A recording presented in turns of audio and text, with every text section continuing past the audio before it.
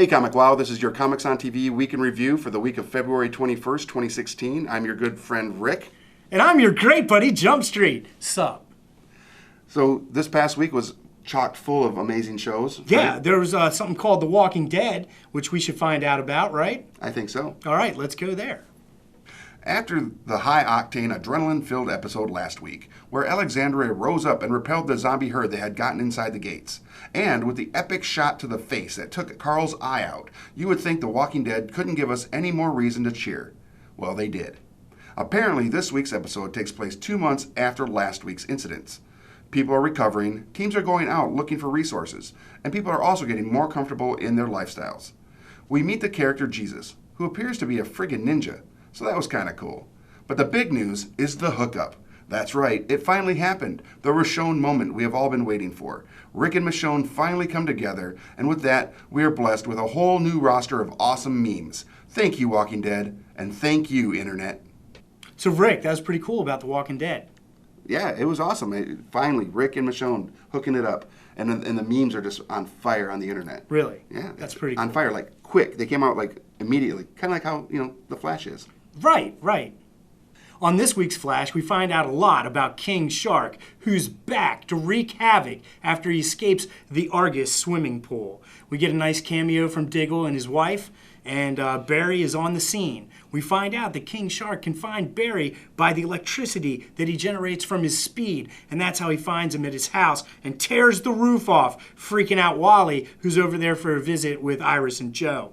Ultimately, this episode has been one of the greatest episodes of all time because they took a filler villain like King Shark and gave you a killer ending. We actually find out who Zoom is. And yes, I've been saying it's Henry. It's Barry's dad. Well, color me wrong, because guess what?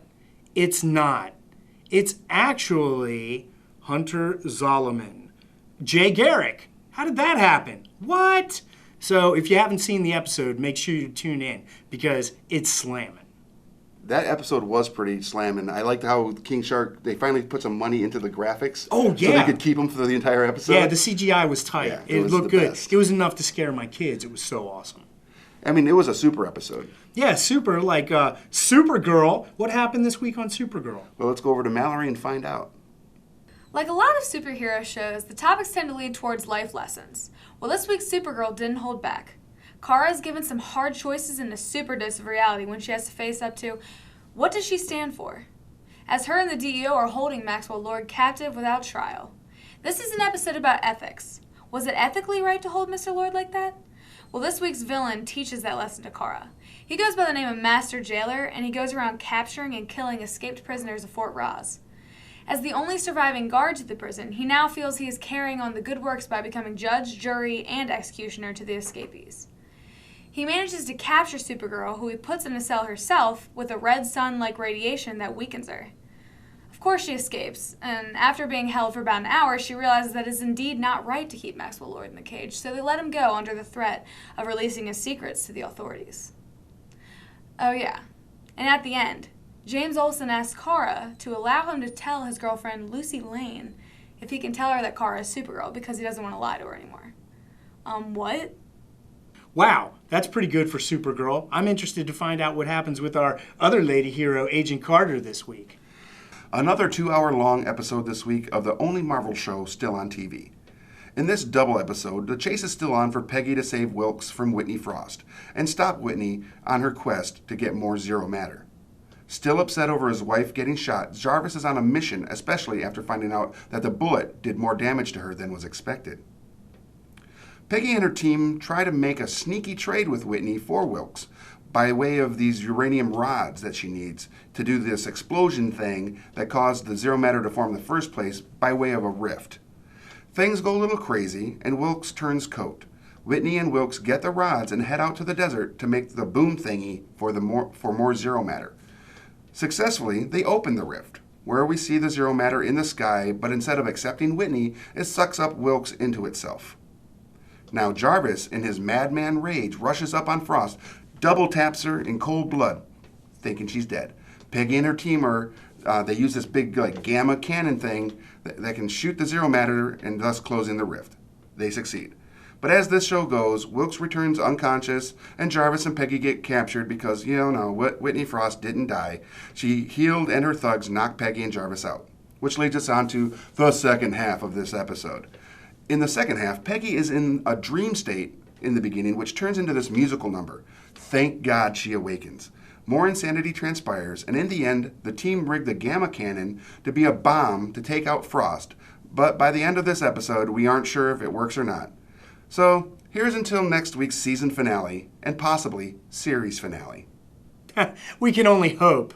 Yeah, wow, 2 hours is a lot. And next week's is going to be 2 hours again. I know, I love the character, but it's so painful. You know what else is painful? Getting shot with an arrow. Oh my gosh, that's funny. This week on Arrow, we find Vixen, a hero from Detroit that Ollie remembers from his past, teaming up with Oliver and the rest of the Arrow team to help defeat Damien Dark by stealing the totem that provides him his powers and destroying it. Once they destroy it, he's no longer able to access his powers, and therefore he's then defeatable, which they do handily, I might add. They also rescue Ollie's son, William, from the dark clutches of who? Dark.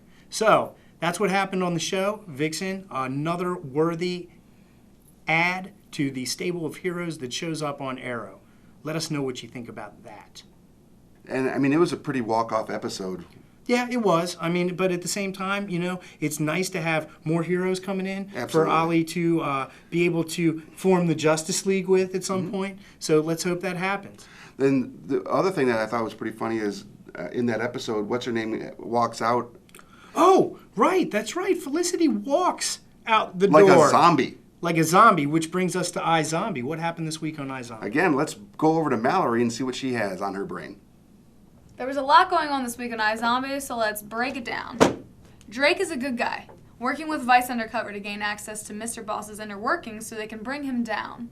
Yay! And when he was asked to dump Liv to maintain his cover, he says, "No, she's the only good thing I have right now." Aw, heart emoji. Blaine gets offed by Mr. Boss, who takes him out into the woods, slits his throat, and then throws him in a shallow grave. Womp womp.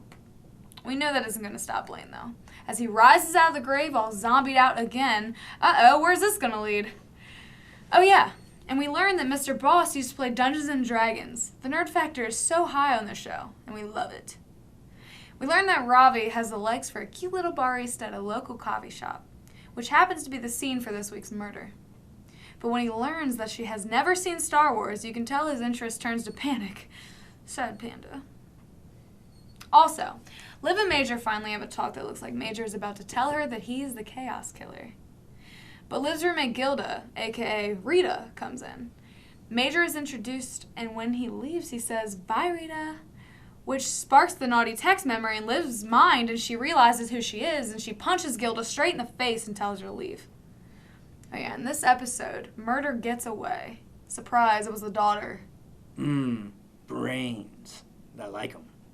That's pretty cool, man, what happened on iZombie. Yeah, iZombie to me is one of the nerdiest, funnest shows out there right now. It's my favorite this week. How can it be your favorite when there's Legends of Tomorrow, a great ensemble cast show featuring all kinds of heroes, villains, action, and other stuff? What happened on Legends of Tomorrow this week? After being knocked out of the time stream in last episode, our legends find themselves in the year 2046. The crew is in Star City, and though it looks like they are immediately greeted by the Green Arrow, we learn it is not the Oliver Queen Arrow that we all know and love. But don't fret, we'll get to see the goateed Oliver in this episode soon enough. We also learn that Star City is lawless with no cops, and that Deathstroke, or a version of Deathstroke, is running around as well. But hey, it all works out, and we get goateed Oliver. Wow, Legends of Tomorrow was rocking this week. I agree. I really enjoyed it. Yeah, you know what I liked? I liked the inclusion of Green Arrow with the rockin' goatee. One of these days, maybe in 2046, I'll have a goatee as well. But you that's won't even it. Make it that far. You're probably right. Me either. Well, that's it. That's your Comics on TV Week in Review. Thanks for watching. Yeah, check us out on all our various forms of social media. And we look forward to seeing you next week when we bring you another great series of episodes. That's right. And See news. ya. Bye.